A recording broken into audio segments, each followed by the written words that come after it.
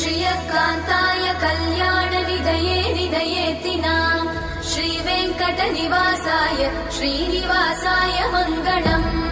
लक्ष्मी सविभ्रमालोक सुभ्रूविभ्रमचक्षुषे चक्षुषे सर्वलोकानां वेङ्कटेशाय मङ्गलम्।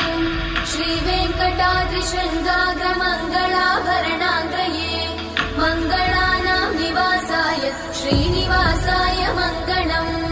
सर्वावयव सौन्दर्य सम्पदा सर्वचेतसां सदा सम्मोहनायास्तु वेङ्कटेशाय मङ्गलम्।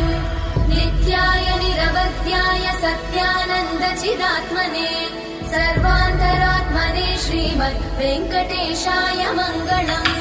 स्वतः सर्वविदे सर्वशक्तये सर्वशेषिने सुलभाय सुशीलाय वेङ्कटेशाय मङ्गलम्।